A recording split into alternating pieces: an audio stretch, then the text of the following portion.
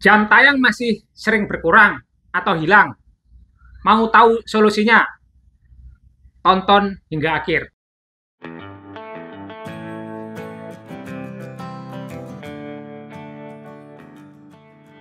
Assalamualaikum warahmatullahi wabarakatuh. Jumpa lagi teman-teman dengan channel Don GTO. Nah, pada video kali ini saya akan membahas terkait masih banyaknya pertanyaan-pertanyaan terkait jam tayang yang selalu berkurang atau jam tayang yang hilang.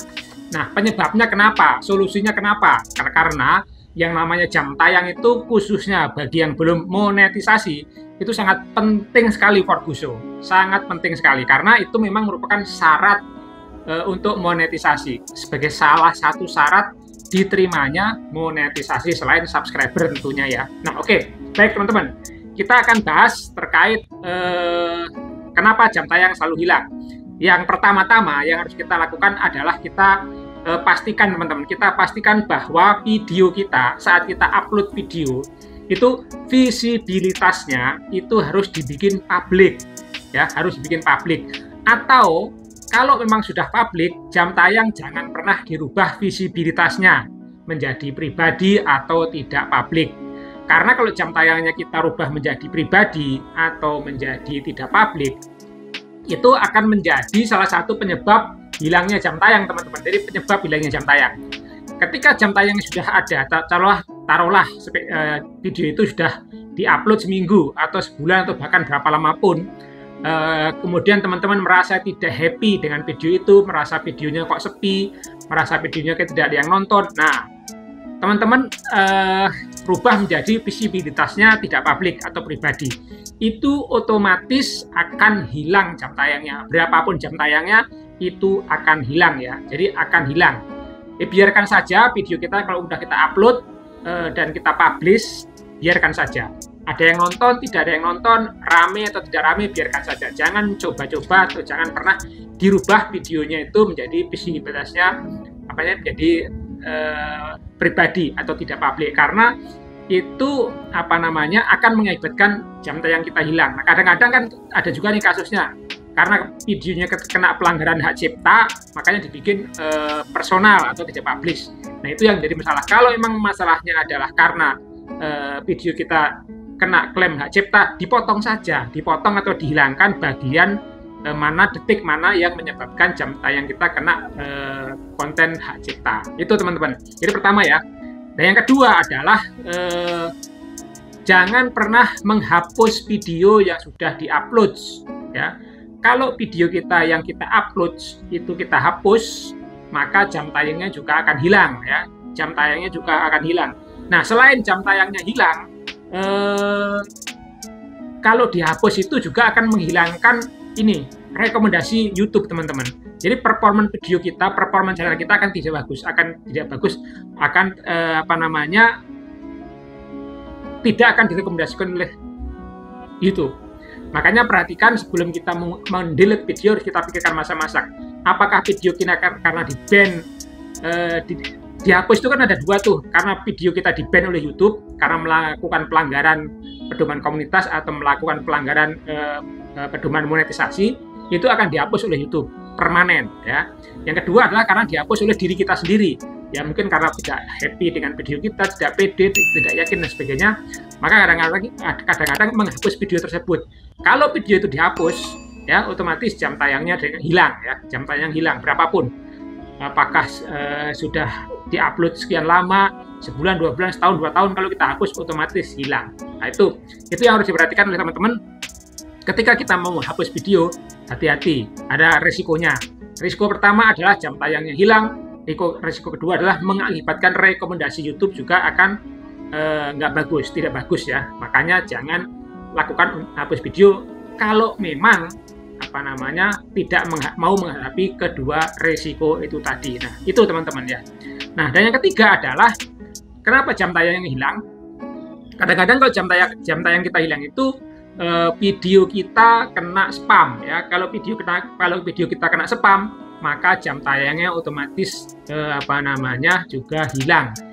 Video spam sepertinya apa? Contoh, video kita punya video kebanyakan ditonton cuman 1 detik 2 detik Walaupun memang ada yang nonton full, contohnya gitu kan. Nah, kalau video kita kena spam, ya itu biasanya juga mengakibatkan jam tayangnya hilang. Apa spam itu kira-kira? Yang sering kena spam video kita tuh kalau mereka membeli jam tayang. Nah, beli jam tayang ini juga menjadi penyebab utama spam. Nah, contohnya gini, kalau yang nonton video kita tuh dapat beli, itu kan biasanya bukan normal, ditontonnya tidak normal. Contohnya,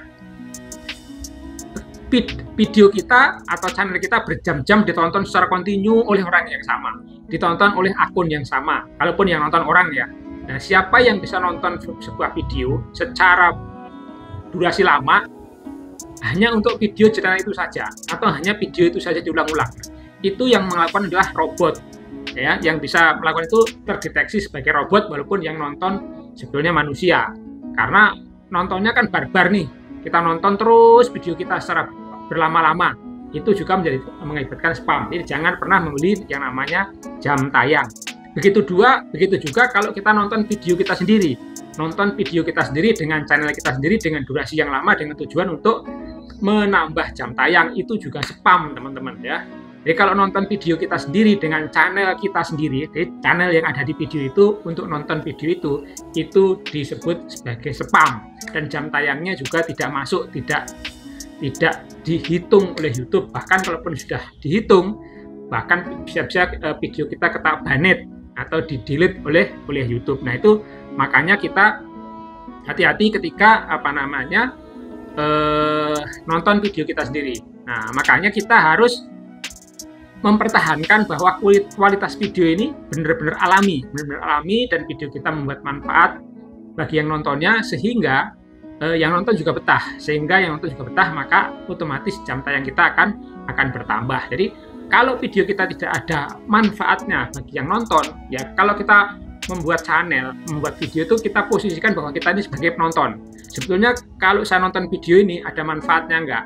Apa yang saya dapat dari video itu? Nah, itu harus diperhatikan teman-teman sebelum kita membuat video. Nah, yang ketiga adalah yang keempat. Kadang-kadang algoritma YouTube itu diupdate teman-teman ya. YouTube itu kadang-kadang mengupdate algoritma YouTube ya. Karena algoritma di YouTube, maka seolah-olah jam tayang kita hilang ya, Namun demikian, ketika kita yakin bahwa video kita tidak melakukan pelanggaran, tidak melakukan hal-hal yang di atas tadi, itu akan kembali lagi jam tayangnya. Apakah 1 hari kemudian, 2 hari kemudian, atau bahkan seminggu kemudian, otomatis itu jam tayangnya akan kembali lagi ketika masalahnya karena adanya algoritma YouTube yang sedang diupdate. Nah, dan yang terakhir teman-teman, yang kelima. Teman-teman ketika melihat video di bagian YouTube Studio itu perhatikan. Yang dihitung adalah kadang-kadang itu kan settingannya hanya 28 hari terakhir, maka seolah-olah kelihatannya sedikit. Jadi kalau untuk ngetes, meyakinkan bahwa jam tayang kita yang sebagai persyaratan monetisasi itu hitung selama 36,5 hari terakhir atau 1 tahun terakhir per hari ini. Nah, itu untuk memastikan bahwa jam tayang kita itu kelihatan semua selama 1 tahun terakhir sebagai persyaratan monetisasi. Oke teman-teman, itu saja ya. Mudah-mudahan dari penjelasan itu teman-teman bisa memastikan bahwa jam tayangnya aman, sehingga teman-teman segera memiliki kesempatan untuk mencapai syarat minimum monetisasi. Apakah monetisasi yang jalur 500 subscriber 3.000 jam tayang, atau monetisasi yang melalui jalur 1.000 subscriber dan 4.000 jam tayang.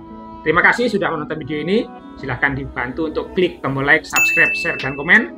Jangan lupa bunyikan juga tombol loncengnya agar teman-teman selalu mendapatkan update kalau saya mengupload video-video terbaru sebagai referensi teman-teman untuk membangun sebuah channel YouTube.